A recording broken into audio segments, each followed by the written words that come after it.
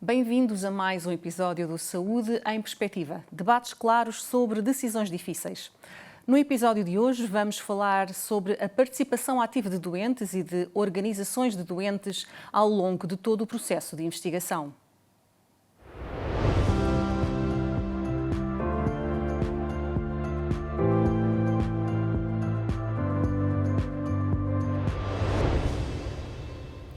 Olá, eu sou a Hélia Bernardo. Bem-vindos ao novo podcast com assinatura da Nova School of Business and Economics, desenvolvido no âmbito da Cátedra BPI Fundação La Caixa em Economia da Saúde.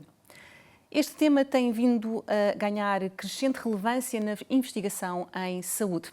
Representa uma mudança de paradigma, passando do doente como objeto de estudo para parceiro ativo na investigação.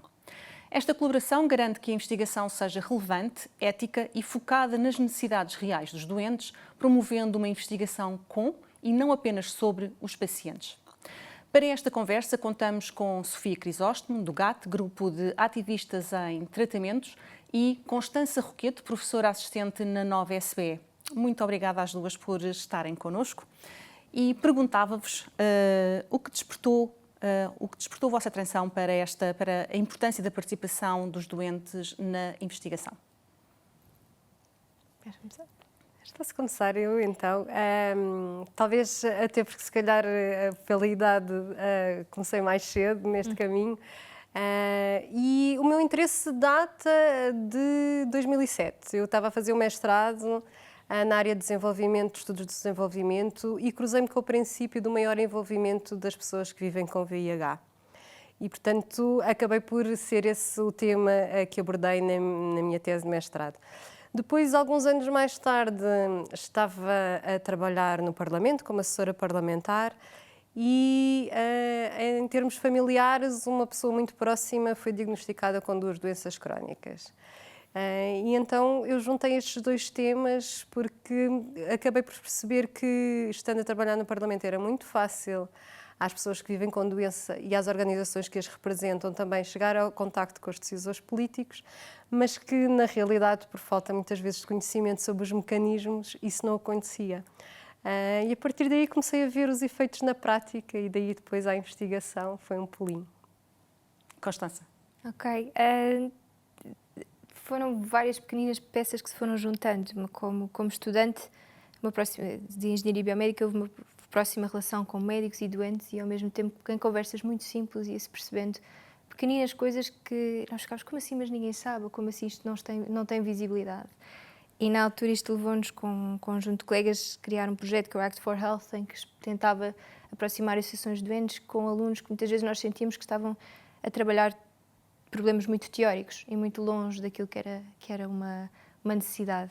E, portanto, foi-se criando esta sinergia de, ok, as associações precisam de ter um momento ou de ter mais voz, e foi uma primeira sensibilidade ao assunto. Mais tarde, noutro contexto profissional, para trabalhar na Fundação Champalimau, fiz parte de um consórcio em que eram 12 parceiros, um consórcio de investigação, em que estes 12 parceiros, tanto tínhamos entidades de investigação, institutos, hospitais, e depois havia um dos 12 parceiros, era uma organização de doentes.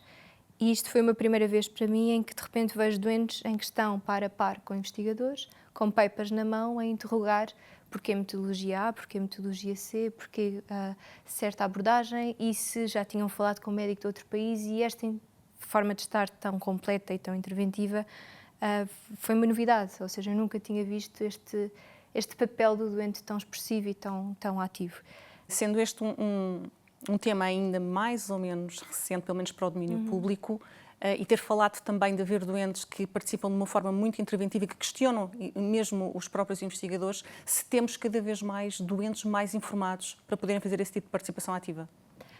A verdade é que, inevitavelmente, nós estamos muito mais expostos. Há muito mais informação acessível, há muito mais contacto com várias fontes.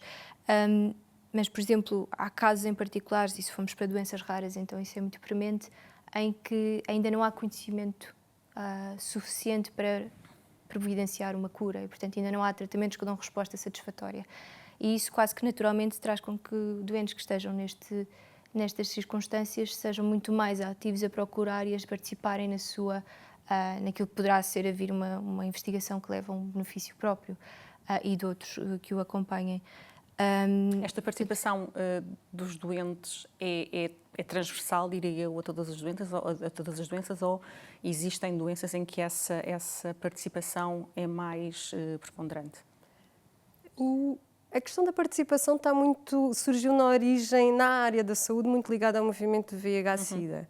E, portanto, dentro da comunidade ligada ao VIH, isto é um tema em que as pessoas que vivem com VIH têm, em proporção, muito mais esta noção de que a participação é um direito, que têm este direito de participar, quer na investigação, quer ao nível político, quer ao nível da gestão dos serviços e contribuir com a sua perspectiva, do que noutras áreas. Agora, dos anos 90, quando isto surge nos Estados Unidos, até hoje, evidentemente que não só temos mais organizações, temos organizações também, inclusive em Portugal, muito mais profissionalizadas, que não existiam na altura, e, portanto,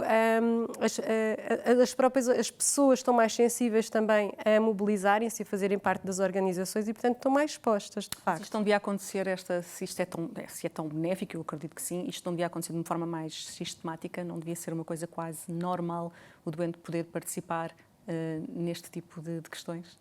A participação implica que quem hoje decide está disponível para partilhar o seu poder de decisão. E, portanto, nessa medida é uma questão também muito cultural. E nós, muitas vezes, quando estamos habituados a ser sempre nós a decidir, não é? Nomeadamente numa área que é muito técnica, estamos a falar da saúde, e quando vamos para a investigação ainda mais, muitas vezes as pessoas não estão sensíveis para quais é que são os benefícios de eu ter aqui outra pessoa a dizer-me como é que eu vou fazer a minha investigação. Normalmente, quando os investigadores experimentam, ou no contexto da prestação de serviços, quando os médicos ou os enfermeiros experimentam envolver as pessoas que vivem com doença ou que não vivendo, sejam meros utentes dos serviços de saúde, ou no contexto político também, quando os decisores políticos, os ministros, os deputados no Parlamento envolvem as pessoas da sociedade civil, percebem a diferença que isso faz no resultado final da decisão. E nesta área, eu acho que há que dizer que quem mais está disponível para fazer isto, e também, porque já o faz há muitos anos, é o poder local. São as juntas de freguesia e são as câmaras, que normalmente são muito mais abertas e, de facto, na área da saúde ainda existem muitas resistências, apesar de fruto de muito trabalho que tem vindo a ser feito pelas organizações de pessoas que vivem com doença, mas também pelos próprios investigadores. Há investigadores já muito abertos, quer, por exemplo, no contexto do cancro. Estou-me a lembrar também, por exemplo, do ISPUP no Porto, o Instituto de Saúde Pública da Universidade do Porto, que há muitos anos que trabalha também com as pessoas que são afetadas pelas diferentes doenças e que vão divulgando também entre os seus pares, e isso também tem tido um efeito muito relevante. Lembram-se de algum exemplo em que a participação tenha mudado o rumo de um estudo? Bom, eu diria logo do início do movimento VIH, quando houve um estudo que foi parado, porque era o estudo da azitromicina versus placebo, e isso começou a perceber a comunidade que vive e que apoia e que apoiava na altura, começou a perceber que no braço que fazia a azitromicina as pessoas sobreviviam, enquanto que no braço que fazia a placebo continuavam a morrer. E, portanto, depois de muitas manifestações, de facto, o estudo foi parado antes do final e todas as pessoas que estavam no braço do placebo, ou seja, do comprimido de farinha, não é, digamos assim, passaram para fazer o tratamento com a azitromicina, e isso foi uma grande mudança no paradigma na altura da Food and Drug Administration, que é a entidade responsável nos Estados Unidos pela aprovação dos medicamentos, e que durante muitos anos, fruto da pressão das organizações de pessoas que vivem com VIH, houve várias alterações e nomeadamente no contexto dos ensaios clínicos, face àquilo que era o paradigma então vigente. Muito bem. Quando falamos em participação dos doentes na investigação, do que é que estamos realmente a falar? Pode haver uma tendência de participar como participante já numa fase final, em que de facto houve uma ideia do estudo, houve o desenvolvimento e depois agora chegamos ao tal ensaio clínico onde tudo se culmina, e às vezes é esta tendência a pensar, agora é que há participantes, agora vamos recrutar e trazê-los para o estudo. E aqui o que se propõe é uma mudança totalmente noutra direção, que é, não é participante porque integra o estudo como teste, não é? Como cobaia, mas sim desde a ideação, ou seja, ver esta percepção que, ao conceptualizar um estudo, ao pensar se isto é relevante para a sociedade, se eu de facto quero trabalhar, quais é que são os pontos críticos, quais são os objetivos, integrar desde o início em conversa aqueles que sentem profundamente este fenómeno.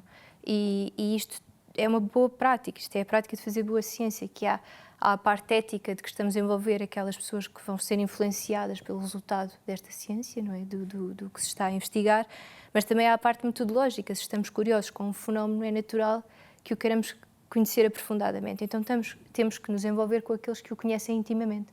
Quem conhece intimamente? O doente ou um cuidador, tem uma proximidade. E, portanto... Eu suponho que a escolha dos doentes que participam será feita através de uma associação de doentes, suponho eu. E existe algum critério específico para que um doente possa participar na investigação? Aí vai depender muito dos objetivos da própria investigação, porque de facto há muitos perfis, uma comunidade de doentes é riquíssima e é muito heterogénea. E vamos ter doentes que saberão falar de si mesmos, vamos ter doentes que vão saber o que é que eles próprios sentem, mas também já têm acesso a uma comunidade em que já conseguem perceber o que é comum entre pares, mas até o que é que pode divergir em alguns e, portanto, já sabem falar de forma coletiva. E temos aqueles que já têm uma experiência porque estão envolvidos, por exemplo, em consórcios internacionais, que já falam inglês, já têm muito conforto em ler, por exemplo, um paper, não é? Onde a ciência se divulga e, portanto, já estarão a intervir mais a nível sistémico. Portanto, há muitos perfis de doentes e há todo um trabalho que o investigador tem que fazer e às vezes poderá não estar habituado a fazê-lo, que é refletir o que é que eu preciso deste contributo. Ou seja, é alguém que vai falar mais de si, vai falar da comunidade como um todo, ou vai intervir mais a nível sistémico, e esta reflexão é que vai conduzir, então, quem são as pessoas que eu devia aproximar desta investigação e convidar para pensar comigo. E pode contatar uma organização de doentes que vai ajudar a fazer a ponte. Há muitas formas, não é? Portanto, mas primeiro tem que haver esta reflexão de facto que é o perfil que procuro para a fase em que estou no meu processo. Ou seja, digamos também que esta participação implica uma mudança na forma como os investigadores pensam e conduzem a própria investigação. Isso sem dúvida, porque tal como a Sofia mencionou, há muito hábito, nós estamos habituados a falar entre pares. Entre pares não adaptamos a linguagem, estamos habituados ao nosso jargão técnico, sabemos que dissemos aquele nome feio, o outro compreende aquele nome feio e há todo um conforto. De repente, trazer alguém que não é da área, há todo um exercício de tempo, de humildade, de trabalho, de linguagem, que claro que exige uma predisposição, não é? Eu sei que vou ter que, se calhar, demorar um pouco mais, mas eu só o faço porque tenho consciência que me vai acrescentar valor.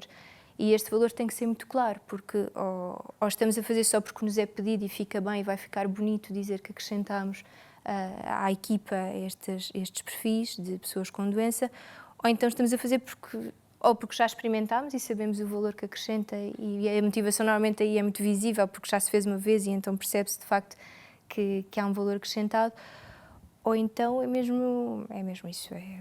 E os investigadores, na sua maioria, podemos dizer que estão abertos a este tipo de participação? Ou ainda existem investigadores que são um bocadinho mais renitentes nesta participação? Eu acho que na maioria não estão abertos, mas porque desconhecem. Porque desconhecem o tempo, o conceito, porque desconhecem os benefícios, mas também porque desconhecem como fazer. Uhum. E eu acho que há duas questões sempre muito comuns, que é o que é que as pessoas me vão acrescentar. Isso era uma das perguntas que eu ia fazer a seguir e aproveito e faço-a já para que possa responder também, que é o que é que se ganha na prática, quando os doentes participam ativamente na investigação? Então, começando pelas perguntas que eu acho que são interessantes, porque eu acho que quem nos ouvir, se calhar, e seja investigador, vai se identificar, que é o que é que as pessoas vão trazer, elas não percebem nada de ensaios, não é? Nem do tema, isto é muito especializado, o meu tema. E outra questão também muito comum que ouvimos é as pessoas vão pedir coisas que eu não vou poder fazer, depois o que é que eu faço com isso,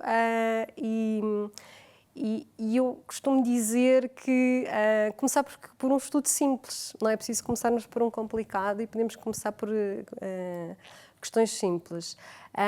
E como a Constança dizia, eu acho que esta questão de fazer de facto um perfil, os investigadores devem olhar como se nós quisermos contratar alguém para a nossa equipa de investigação, vamos escrever um perfil da pessoa, não é? Consoante as necessidades que nós temos.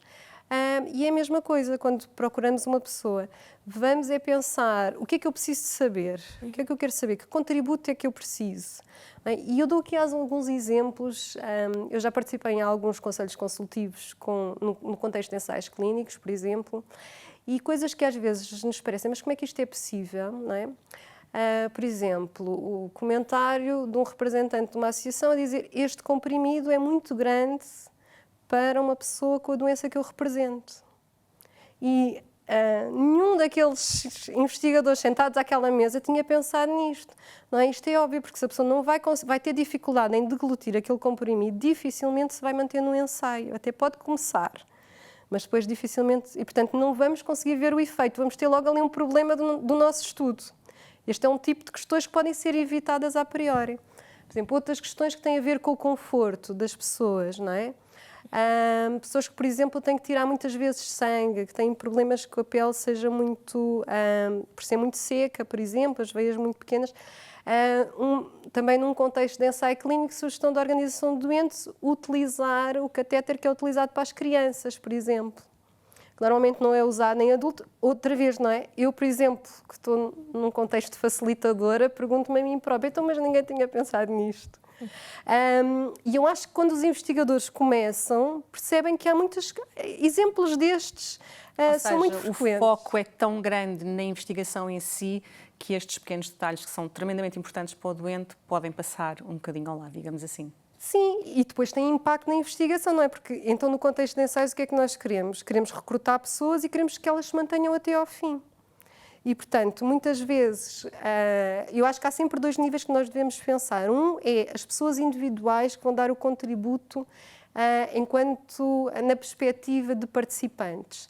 E depois tem o contributo das associações que representam uma comunidade maior e que pode ser diferente. Isto é outro aspecto também importante que nós pensarmos, que é, se nós queremos uma perspectiva mais individual, de uma pessoa, por exemplo, que já participou num ensaio clínico, ou queremos uma perspectiva de alguém que tem uma visão chapéu, digamos assim, de vários papéis, de várias questões. Mas, de facto, o que é que se pode ganhar? Pode-se ganhar contributos como estes. Outro grande contributo que se ganha é, e hoje em dia, na revisão dos materiais todos dirigidos aos participantes nos estudos, porque nós, enquanto investigadores, pensamos que estamos até a utilizar uma linguagem simples e estamos a pensar, muitas vezes, isto é outro comentário que é muito... Eu estou a pensar, nós estamos aqui a pensar na perspectiva do doente, não é? Do utente, do cidadão. Mas nunca somos capazes, verdadeiramente, de nos abstrair do nosso papel, do nosso conhecimento que nós já trazemos, da nossa bagagem. Se nós achamos que estamos a usar uma linguagem simples, não estamos.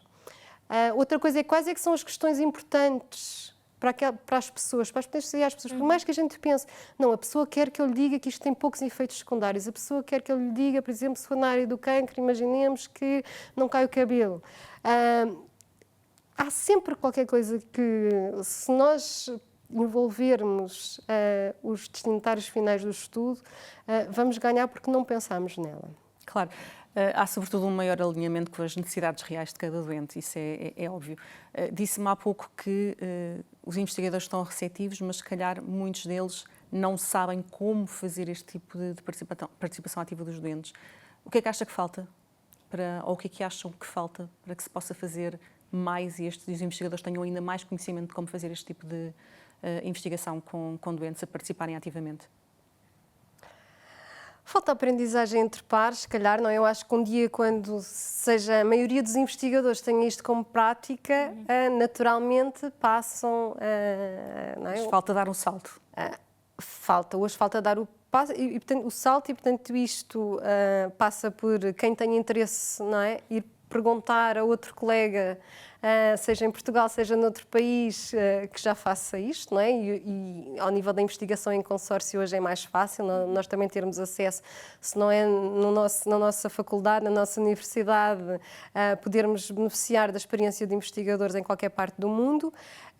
Passa também por fazer, já há muitos também recursos específicos, embora eu acho que, sobretudo, porque a questão da participação parte muito de uma adaptação a cada contexto, a cada local, também a cada investigador, porque todos nós temos uma forma diferente de lidar com esta questão das relações de poder. E eu volto um bocadinho a isto, porque isto é muitíssimo importante.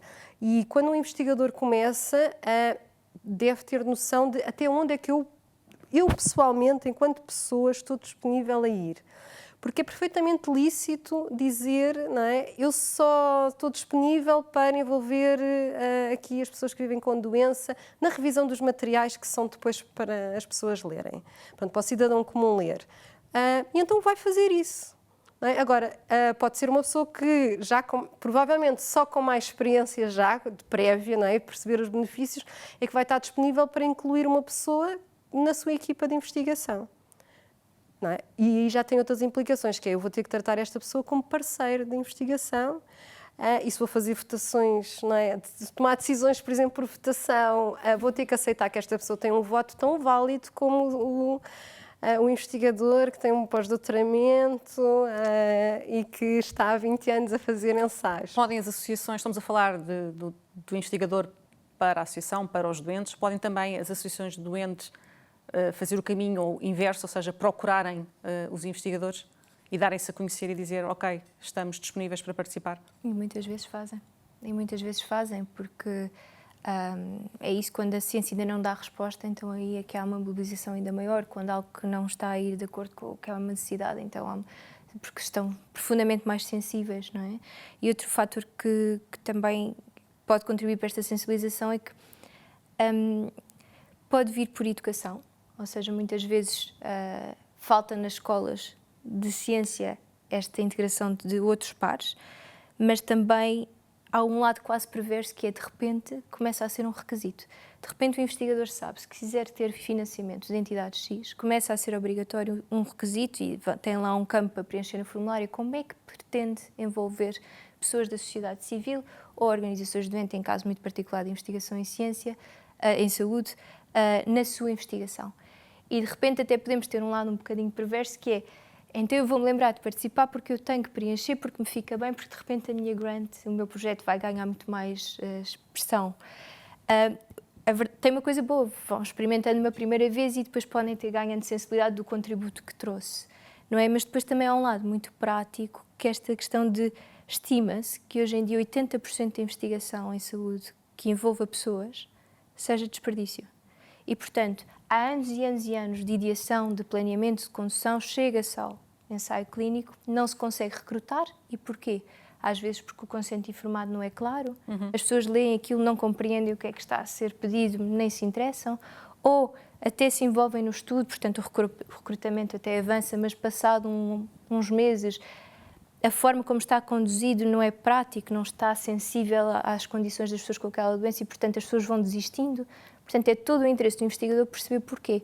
E perceber porquê, lá está, é a curiosidade. Está-me a responder à pergunta que eu iria colocar, assim, que era exatamente quais são as principais barreiras que ainda existem a esta participação ativa dos doentes na investigação. E está-me a dizer exatamente que o desperdício pode ser uma das grandes barreiras. O desperdício é uma consequência, não é? Sim, mas é aquilo que falámos antes da falta de sensibilidade, às vezes, principalmente por inexperiência, não é? Porque a pessoa em raciocínio não chega lá e percebe rapidamente o que é que até moralmente está a trazer quando está a trazer alguém que conhece muito bem o fenómeno em estudo para a sua equipa.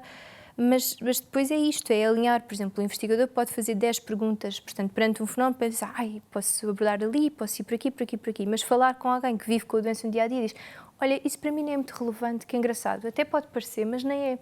Mas sabias que nós temos dores de cabeça incapacitantes que, de facto, isso eu não sabia, de facto, eu não tenho esta doença, nunca falei com quem, mas isso é interessante, e tens essas dores, e depois daí parte uma conversa em que de repente percebe-se onde é que está a necessidade maior. E de repente neste alinhamento, que é uma fase muito primária de um estudo, do desenvolvimento do estudo, não é? Percebe-se, ok, este caminho se calhar é muito mais interessante porque vai dar um fruto ou um benefício muito mais claro. Eu achava que isto era curioso, nenhum dos doentes com quem falei parece sofrer disto ou a dar muita importância a este fenómeno, se calhar não é tão interessante ir por aqui. E, portanto, este afinar é até numa fase muito de ideação, ou seja, as perguntas de investigação ficam muito mais ricas, porque estão alinhadas com aquilo que é preciso e não com aquilo que teoricamente achamos que é preciso. Não sei se me conseguem responder a esta pergunta, que é qual é a percepção que um doente tem após participar ativamente num estudo? Não, de tudo, depende de como foi feita essa participação. Não como objeto de investigação, mas como fazendo parte de uma equipa de investigação ou de um conselho consultivo. Eu acho que a participação depende do que é que resulta da sua participação. Se o que resulta a pessoa consegue perceber que os seus contributos foram tidos em consideração, que contribuíram para um protocolo de estudo mais ético ou mais alinhado com aquilo que são as necessidades das pessoas que representam. A pessoa fica contente, naturalmente, não é? E, portanto, sente-se mobilizada para continuar a participar. E não só para continuar a participar, mas também para depois mobilizar outras pessoas a participarem no estudo, já como participantes, para divulgar o estudo. Acredito que possam existir também doentes que se calhar cheguem ao final e digam foi uma pura perda de tempo ou não há essa... Depende de como foi conduzido. Sim, eu acho que se a pessoa não sente, se depois não lhe é dado feedback do que é que aconteceu com o seu contributo, isso é uma grande fonte de desmotivação. Se claramente, sistematicamente lhe é dito, isso é muito interessante, mas não é possível. No contexto de estudos, e nomeadamente de ensaios, existe muito essa questão, porque qualquer alteração a um protocolo tem que ir a uma comissão de ética. Eu pergunto porque nós sabemos que isto são coisas que levam o seu tempo e quem está doente, muitas vezes, tempo é coisa que não tem, não é? E acredito que possa haver também alguma frustração quando as respostas não são dadas num tempo que é o tempo dos doentes e não é o tempo dos investigadores. Não tanto essa questão. Eu acho que não é, porque eu acho que quem participa, bom, depende. Muitas das pessoas que participam neste tipo ou como membros de equipas de investigação ou em conselhos consultivos, são pessoas já com alguma experiência e algum conhecimento na área, digamos assim. E, portanto, eu acho que essa não é uma questão. A principal questão é se o seu contributo é tido em consideração ou não. Porque muitas vezes estas pessoas não são remuneradas, não é? Portanto, a sua participação nestes contextos não é remunerada e, portanto, estão ali a dar o seu tempo. E todos nós, para darmos o nosso tempo voluntariamente, temos que ver um benefício de volta, senão vamos voluntariar-nos noutra causa. E, portanto, isto é muito importante que os investigadores também tenham em consideração, que é preciso dar feedback e, de facto, ter a disponibilidade para acolher este contributo. Estamos sempre a dizer, mas isto vai atrasar o estudo, isto já não pode ser porque já foi aprovado pela Comissão de Ética, por exemplo. Não estamos aqui a abrir uma abertura, não é? Portanto, para cumprir só o requisito, mais vale não fazer, porque isso naturalmente vai-se refletir até nas relações que nós construímos de confiança no longo prazo e, portanto, não pensando só no momento em concreto e neste estudo em concreto, portanto, eu acho que cada investigador, pensando também nesta perspectiva mais a longo prazo, se não é possível fazer alterações, mais vale não iniciar o processo. Muito bem. Que conselho dariam aos investigadores ou às instituições de doentes que quisessem começar a envolver os doentes nos seus projetos? Quais seriam as linhas que vocês diriam, ok, é mesmo preciso fazer isto? Eu diria começar por algo simples. Não querer começar logo por algo grande. É a minha recomendação sempre a todas as pessoas ou a todas as entidades que me fazem essa questão. Porque se um investigador, por exemplo, começar a trabalhar com uma associação de pessoas que vivem com doença ou com cidadãos em geral, apenas na divulgação dos resultados do seu estudo, por exemplo, em linguagem leiga. É algo simples, é algo que até há mais abertura, normalmente se calhar é considerado menos técnico, não é? Porque como é a linguagem leiga, é mais fácil. E eu acho que começando a ver os benefícios e começando também a trabalhar as suas próprias capacidades para incluir as pessoas, porque é preciso termos escuta ativa, é preciso estarmos disponíveis para utilizar uma linguagem simples e, portanto, vamos começando também nós próprios a aprender como é que se faz o envolvimento do público e dessa forma vamos experimentando. e percebendo como é que se faz. Eu acho que essa seria a minha primeira recomendação. Muito bem. O nosso tempo está mesmo quase a chegar ao fim e vou-vos deixar uma pergunta final, que é: como é que imaginam o futuro da participação dos doentes na investigação? O que é que precisa de mudar urgentemente nos próximos anos? Para começar, o ir para além do ficar bem. Não fazer porque fica bem e perceber profundamente o que é que se está a querer acrescentar. E é um exercício muito simples. O que é que eu estou a tentar... como é que se complementam o meu conhecimento técnico com alguém que é um conhecimento novo que se chama conhecimento experiencial. Vem da experiência. E reconhecer que este conhecimento tem valor. E que eu ou tenho esta doença ou vivo com quem a tenha, ou vai ser muito difícil adquirir. E se a ciência parte da curiosidade e de querer perceber profundamente algo, nós queremos então perceber e estar perto de quem vive com esta condição, com esta doença. E, portanto, para além do ficar bem, exercitar mesmo o que é que me está a acrescentar.